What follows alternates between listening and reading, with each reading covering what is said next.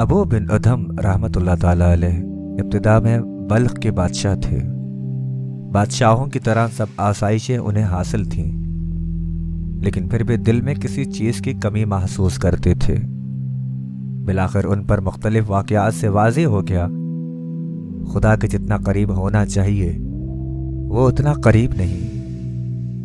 چنانچہ روح کی اس کمی کو پورا کرنے کے لیے اور اپنے اللہ کو راضی کرنے کے لیے آپ رحمۃ اللہ تعالی علیہ نے بادشاہت چھوڑ دی اور مکمل طور پر اللہ کی عبادت میں مصروف ہو گئے۔ آہستہ آہستہ ان پر اللہ کی معرفت کے اسرار کھلنے لگے اور آپ رحمۃ اللہ تعالی علیہ پر یہ بھید بھی کھل گیا کہ اللہ کو منانے کا رستہ اس کی مخلوق کے درد کا مداوع کرنے میں ہے۔ چنانچہ حضرت ابو بن ادھم رحمۃ اللہ تعالی علیہ اللہ کے بندوں کی خدمت میں مصروف ہو گئے، یتیموں اور مسکینوں کے دکھوں کو کم کرنے میں لگ گئے۔ ایک رات حضرت ابو بن ادھم رحمۃ اللہ تعالی علیہ نماز اور وظائف مکمل کرنے کے بعد سو گئے۔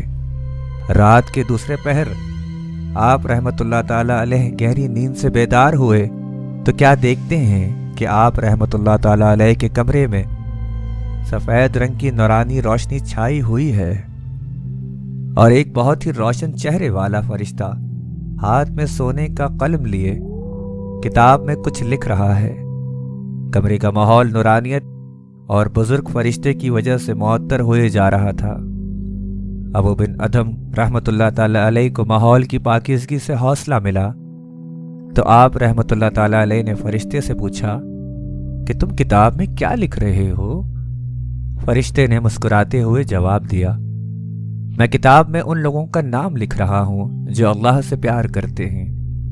ابو بن ادھم رحمۃ اللہ تعالی علیہ نے بےتابی کے ساتھ پوچھا، کیا میرا نام بھی ہے؟ فرشتے نے جواب دیا، نہیں۔ ابو بن ادھم رحمۃ اللہ تعالی علیہ خاموش ہو گئے اور فرشتہ غائب ہو گیا۔ اگلی رات پھر اسی پہر آپ کی آنکھ کھلی تو وہی فرشتہ ہاتھ میں سونے کا قلم لیے لکھ رہا تھا۔ ابو بن ادھم رحمۃ اللہ تعالی علیہ نے پوچھا، اب کیا لکھ رہے ہو؟ فرشتے نے جواب دیا، میں ان لوگوں کا نام لکھ رہا ہوں جن سے خود اللہ رب العزت پیار کرتا ہے۔